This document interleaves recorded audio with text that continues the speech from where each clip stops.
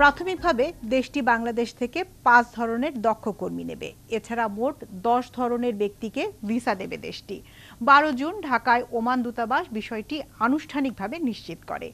Oman দূতাবাস এক press বিজ্ঞপ্তিতে জানায়, সম্প্রতি ওমানের সংশ্লিষ্ট কর্তৃপক্ষ সিদ্ধান্ত গ্রহণ করেছে যে গত বছর অক্টোবরে আরোপিত বাংলাদেশি নাগরিকদের ভিসা নিষেধাজ্ঞা থেকে নির্দিষ্ট কিছু শ্রেণীকে অব্যাহতি প্রদান করা হয়েছে, যাদের মধ্যে রয়েছে ফ্যামিলি ভিসা, উপসাগরীয় অঞ্চলের দেশগুলোতে বসবাসরত বাংলাদেশি নাগরিকদের ভিজিট ভিসা, ডাক্তার, প্রকৌশলী, নার্স, শিক্ষক, হিসাবরক্ষক, বিনিয়োগকারী এবং সব ধরনের অফিসিয়াল ভিসা এবং উচ্চ আয়ের আর্থিক ক্ষমতা সম্পন্ন পর্যটক যারা রয়েছেন। প্রেস বিজ্ঞপ্তিতে তারা আরও বলছেন, ঢাকাস্থ ওমান দূতাবাস উল্লেখিত শ্রেণীভুক্ত আবেদনকারীদের কাছে থেকে ভিসা আবেদন গ্রহণ করবে এবং ভিসা ইস্যুর ব্যাপারে রয়্যাল ওমান পুলিশের সাথে সমন্বয় করবে। আবেদনকৃত ভিসার পক্ষে আবেদনকারী তার যাবতীয় কাগজপত্র যথাযথ যাচাই বাছাই পূর্বক দূতাবাসে জমা দেবে।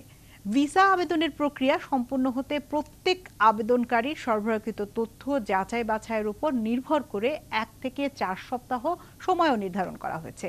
এছাড়া ভিসা নিষেধাজ্ঞা প্রত্যাহার সংক্রান্ত বিষয়ে দূতাবাস আশ্বস্ত করতে চায় যে এ ব্যাপারে বাংলাদেশ সরকার এবং ওমানি কর্তৃপক্ষ আন্তরিকভাবে কাজ করে যাচ্ছে এবং নিষেধাজ্ঞা প্রত্যাহারের বিষয়টি ত্বরান্বিত করতে উভয় দেশ কর্তৃপক্ষ অনেক দূর পর্যন্ত গেছে।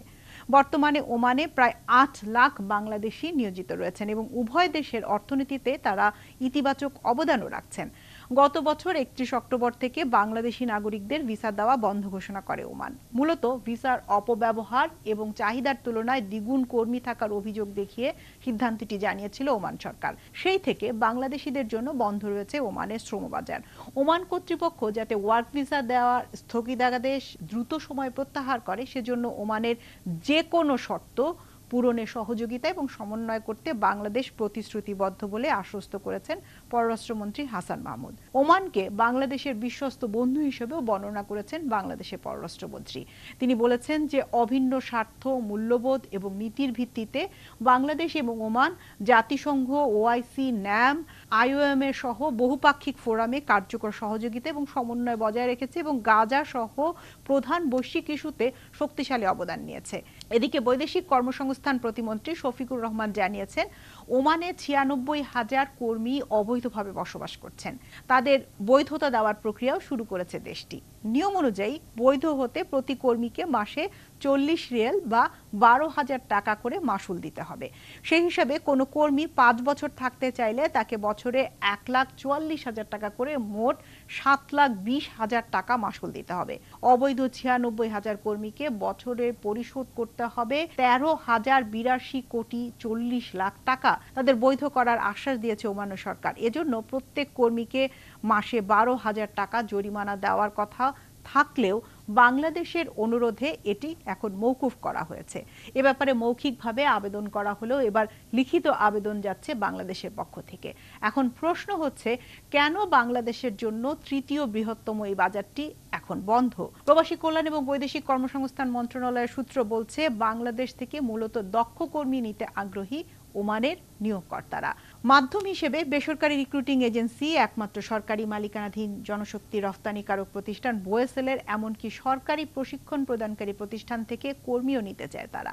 সেখানে ডাক্তার, প্রকৌশলী, নার্স, শিক্ষক, হিসাবরক্ষক, বিনিয়োগকারী যেতে পারলে কেন যেতে পারছে না আমাদের সাধারণ কর্মীরা? কূটনৈতিক সূত্র বলছে, বর্তমানে ৮ লাখ বাংলাদেশি আছে ওমানে। গত বছর ১.৫ লাখের বেশি কর্মী ওমানে গেছে। সেখানে বাংলাদেশের সর্বোচ্চ সংখ্যক কর্মীও এখন রয়েছে। অন্য দেশের এত কর্মী সেই দেশটিতে নেই। অনেক বাংলাদেশি এখন কাজ পাচ্ছেন না। এর বাইরে হঠাৎ করে ওদের শেয়ার বাজারে ধস নেমেছে, অর্থনৈতিক সংকট আছে গাজা সমস্যার প্রভাবও সেখানে। এসব কারণে এ সিদ্ধান্ত হতে পারে বলে আমরা ধারণা করছি। বিএমইটি সূত্র বলছে, বাংলাদেশি কর্মীদের জন্য তৃতীয় শ্রমবাজার হিসেবে পরিচিত ওমানে গত বছর ১,২৭,৮৮৩ জন কর্মী গেছেন, যার মূল শ্রমবাজারে যাওয়া কর্মীর ৯.৮০%। খোঁজ নিয়ে জানা গেছে, ওমানে প্রায় ২০ লাখ প্রবাসী শ্রমিকের মধ্যে ৮ লাখের বেশি বাংলাদেশি। তাদের বেশিরভাগই এখন বেকার। অনেকে কাজ খুঁজতে গিয়ে দালালের খপ্পরে পড়ছেন। দালালদের মাধ্যমে ইরান বা তুরস্ক হয়ে ইউরোপ পাড়ি দেওয়ার চেষ্টা করে তারা পাচারের শিকার হচ্ছেন। ওমানে বাংলাদেশ দূতাবাসের কর্মকর্তারা বলছেন, বাংলাদেশ থেকে প্রায় ৫ লাখ টাকা খরচ করে কর্মীরা ওমানে আসেন, কিন্তু এখানে কাজ না পেয়ে দীর্ঘ সময় বসে থাকতে হয় তাদের। এক পর্যায়ে এসব কর্মী নানা ধরনের অবৈধ কাজে জড়িয়ে পড়েন, এমনকি ওমানি নাগরিকদের মারধরের অভিযোগও রয়েছে। সম্প্রতি ওমানে একজন তরুণের বিপরীতে ৫ জন বিদেশি কর্মী নিয়োগের অনুমোদন দেয় দেশটির সরকার। এতে বাংলাদেশি কর্মীরা সংখ্যা বেশি ছিল। সেই সুযোগটাকে কাজে লাগিয়ে মানব পাচার চক্র বাংলাদেশ থেকে বিপুল সংখ্যক কর্মী নিয়ে আসে। তাদের অনেকেই প্রতিশ্রুতি অনুযায়ী কাজ না পেয়ে নানা ধরনের অপরাধে জড়িয়ে পড়েন। এতে ভিসার অপব্যবহারের বিষয়টিও উঠে আসে। ওমান সরকার বাংলাদেশি কর্মীদের জন্য সব ধরনের ভিসা স্থগিত করে। দূতাবাসের কর্মকর্তারা বলছেন, ওমানে বাংলাদেশি সব কর্মীর কর্মসংস্থান নিশ্চিত হওয়ার পর এবং নতুন কর্মসংস্থান তৈরি হওয়ার পর বন্ধ হওয়া ভিসা চালু হতে পারে।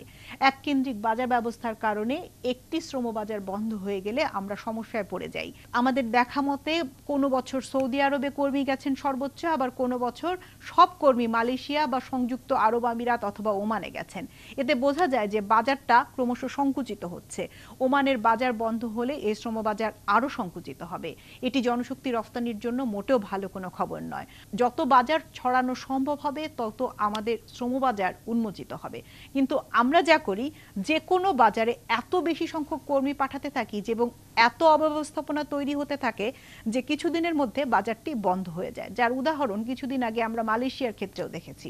এজন্য রিক্রুটিং এজেন্সিগুলো যেমন দায় নিতে হবে, তেমনি সরকারেরও অনুমোদন দেওয়ার সময় চিন্তা করে দেখতে হবে। জনশক্তি কর্মসংস্থান এবং প্রশিক্ষণ ব্যুরোর সূত্র মতে বন্ধ হওয়ার আগে ভিসা পেয়েছিলেন এমন ৩০২ কর্মী ওমানে যান এবছর জানুয়ারি মাসে।